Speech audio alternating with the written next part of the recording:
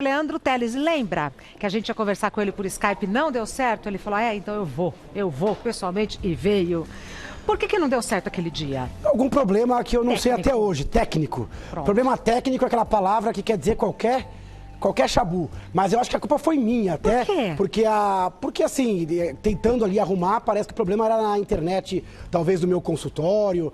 E aí eu falei, não, eu vou lá pessoalmente, com todo o cuidado, com toda a proteção. Muito importante nessa hora a gente passar informação com clareza e com tranquilidade. Sem dúvida nenhuma. E vamos falar sobre sintomas físicos ligados a questões emocionais. A gente sente aqui, mas o foco está aqui. Que coisa, não, doutor? É isso mesmo. O corpo fala. E às vezes a gente não consegue entender a linguagem do corpo. Muita gente padece por sintomas à distância, sintomas abdominais, torácicos, musculares, de problemas que estão aqui, no emocional. Ainda mais agora, que o emocional de muita gente está balançando nesta pandemia. Então, pauta importantíssima. Essa imagem, o que nos diz? Essa imagem é só uma ilustração, né? Quem fez essa ilustração foi o pessoal aqui da arte, junto com a Letícia. O cérebro no centro e ele, à distância, ele altera o rendimento do cólon, do intestino. Então tem pessoas que têm intestino solto e preso por problemas emocionais. Pulmão, frequência respiratória, sensação de falta de ar, pode ser de ansiedade, depressão. Coração, dor torácica, taquicardia. Estômago, sensação de empachamento, dor, náusea, pode ser de problemas emocionais, músculos mais tensos e até alterações imunológicas. Sabe que o cérebro ele conversa com esses órgãos porque o cérebro ele controla o sistema hormonal.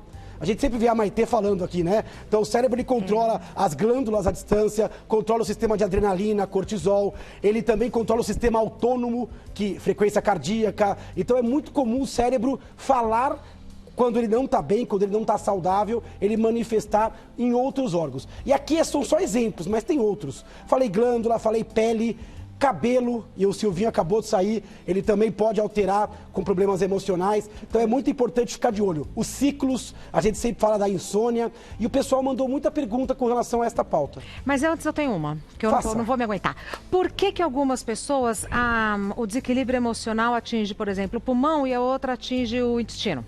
Perfeita pergunta. Existe uma coisa que a gente chama de...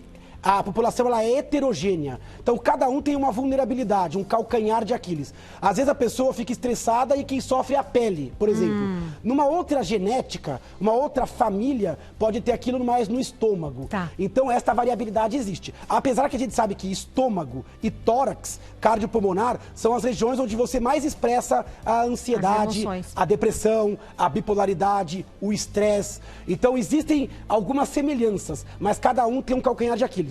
Inclusive, quem está estudando agora Covid, percebe isso com relação à Covid. Como a doença é muito diferente de acordo com a pessoa. Tem pessoas que são assintomáticas e outras que têm uma resposta super dramática. Depende de genética, de quantidade de receptores, de sistema imunológico. As pessoas são diferentes. Perfeito. Então vamos à primeira pergunta, acho que é Eliette, pelo que eu... Eliette. Minha irmã já foi 2 vezes ao pronto-socorro com falta de ar e mal-estar geral. Ela está muito preocupada em pegar o coronavírus. Os médicos diagnosticaram crise de ansiedade. Como posso ajudá-la? Ela está bem assustada com a pandemia. Curioso o relato, um relato muito comum, muita gente somatizando, às vezes tendo a impressão de que está com falta de ar ou com tosse, por nervoso, pelo grau de incerteza, por alteração da própria rotina. Então o medo ele pode aumentar a vulnerabilidade e o corpo ele pode expressar o medo fisicamente. Quem já teve numa região onde podia ser assaltado ou antes de uma montanha-russa, já percebeu que o coração ele bate com mais força, mais rapidamente. No caso, ela foi 2 vezes ao pronto-socorro. Existe um risco ali, né, na ida. Ela fez certo, porque estava com falta de ar, mas já por 2 atendimentos o médico já achou que o quadro era mais de ansiedade. Você ajuda muito ela, primeiro estando por perto, ouvindo, você ajuda muito ela, distraindo ela com relação à Covid, levando informação de outra natureza e qualidade. Você ajuda desenvolvendo uma atividade física, equilibrando o sono. Você ajuda, Eliette, a sua irmã, indicando uma boa psicóloga, às vezes à distância, ou indicando um bom médico. É muito importante que depois do pronto-socorro exista um direcionamento para esses quadros. Dizer que aquilo é emocional não é dizer que não é nada. É dizer que não é do coração, não é do pulmão. E sim uma repercussão cardíaca e pulmonar de um problema real que é totalmente involuntário e também importante, que é o desbalanço emocional. Então, a partir dali, buscar ajuda, buscar os médicos adequados por teleatendimento, buscar psicologia, buscar realmente cuidado com o excesso de informações, tentar controlar o medo. O medo é importante agora para a gente não negligenciar o problema, mas tem que ser um medo que me proteja, não pode ser um medo que me paralisa, que me deixe uma dificuldade de enfrentamento. Então, cuidado com o tamanho do medo também. Perfeito. A próxima pergunta é da Marli. Na semana passada, a minha mãe teve uma crise de pânico, mas foi tão impactante que na hora achamos que era infarto. Como é possível diferenciar essa crise de um problema cardíaco? Outra pergunta importante, bem parecida até com a primeira, né? Olha como o impacto cerebral ele pode ser dramático no corpo. A pessoa que passa por uma crise de ansiedade forte, como o pânico, que é um tsunami, um turbilhão de adrenalina e cortisol, ela pode ter uma sensação perfeita de infarto. Ela pode ter uma dor torácica, um aperto, um irradiamento, com aquela irradiação pro membro superior ou para as costas. Então a pessoa ela pode ter um pensamento catastrofista, um medo e pode sim simular infarto, pode simular desmaios, pode simular uma crise de epilepsia, uma arritmia. Olha o poder do cérebro emocional.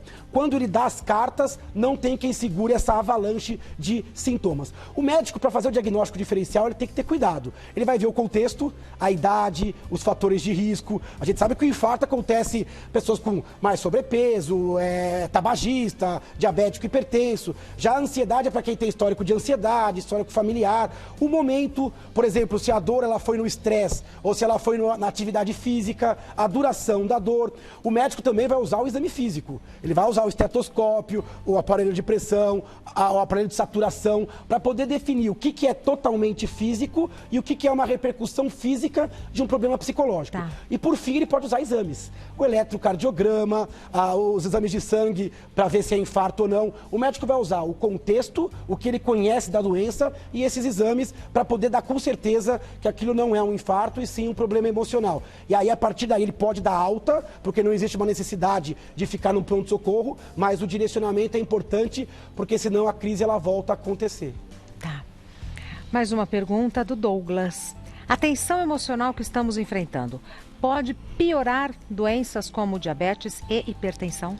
Pergunta muito boa do Douglas e pode sim. De novo, como o cérebro é importante também no controle das doenças crônicas.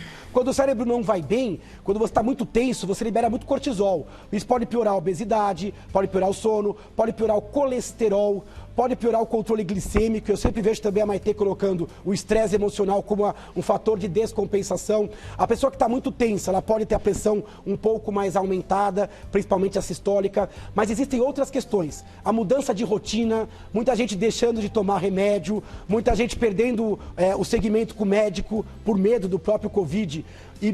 Então isso pode acontecer. Cuidado com aderência a medicamentos, cuidado com mudança radical de dieta. Muita gente pedindo comida, comendo mais salgado, muita gente parado, sedentário em casa. Então existe sim uma tendência do estresse e da mudança do estilo de vida, por vezes, descompensar uma doença de base. E a gente está com um pouco de medo disso, de que as doenças de base descontroladas podem levar ao aumento de mortalidade por causas cardíacas, causas metabólicas, por conta desta aversão que as pessoas estão agora ao pronto-socorro. É normal que isso aconteça por um tempo, mas é muito importante vigiar as doenças clínicas. Então, cuidado com o sono, cuidado com o ritmo de exercício, cuidado com a alimentação, cuidado com os medicamentos e mantenha uma boa conexão com o seu médico de praxe para que não haja uma descompensação numa doença crônica. Mais uma pergunta da Laís. Como diferenciar dor do estômago emocional de um problema mais sério? Difícil, né? Porque muita gente sente no estômago uma sensação de empachamento, ou dor, ou náusea. Então o estômago pega bastante a questão emocional. Às vezes a acidez aumenta. Então é muito importante você procurar um médico e o médico vai perguntar em que momento que dói. Tem relação com o alimento? Tem relação com o estresse? Como é que é? Piora quando você deita ou não? Às vezes ele pede exames como intolerâncias várias, né? Ao glúten, lactose, exames de parasitológico, endoscopia. Então o médico ele vai se valer de um arsenal. Muito importante nessa fase a gente entender quais são os sinais de alarme para dor de estômago. Dor de estômago com perda de peso, dor de estômago que a pessoa não consegue comer, ou se ela vomita e sai sangue, por exemplo, isso é urgência. Isso tem que procurar atendimento médico em Na época hora. de pandemia ou não pandemia.